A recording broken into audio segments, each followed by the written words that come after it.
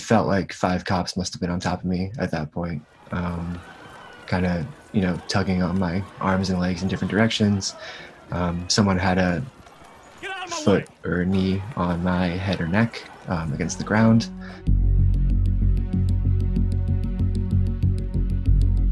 I put my arm behind my back, which the way they were twisting my body, I couldn't do. They told me to stop resisting, but I wasn't resisting. I clearly identified myself as a journalist. I had a press badge on. And by the time they finally cuffed me and stood me up, I yelled at them repeatedly to grab my phone, which had fallen onto the ground. I kept screaming that I was a journalist and that I needed my phone. And they refused. And instead, what did they say? They said, shut the f*** up. They called me a asshole.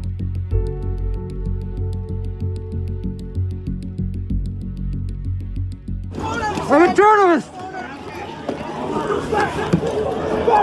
Oh, fuck!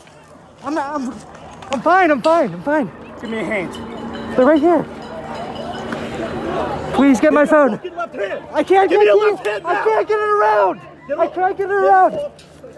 Stop resisting. I'm not resisting. Put on your phone. And there was a massive protest that started near a train station. They marched all over the neighborhood.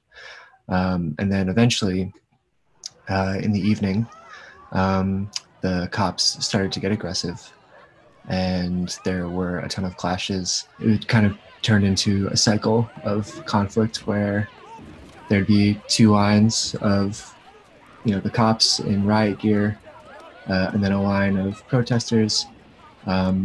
Occasionally, some protesters would throw some projectiles, maybe a glass bottle or a stone, and usually when that happened, cops would charge and begin to kind of tackle and indiscriminately arrest and sometimes violently arrest protesters. They often deployed a lot of pepper spray. They used their batons.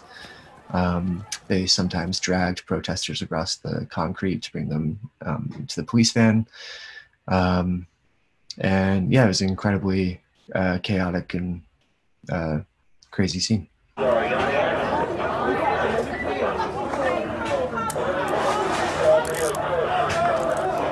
You look at my press pass, I'm a journalist. You're arresting a journalist right now. Then you should have gotten out of my way. I did get out of the way. You ran past me. Can you please get my phone? It's right there. Get my phone. Shut the up. You're not getting any phone. Get out of here. Let's go. And then they brought me to the police van, and I went to the precinct, where I was put in a cell with 15 other guys. I was there probably in that cell for an hour or so, before being transferred over to another precinct where I was issued a summons for refusal to disperse and then released.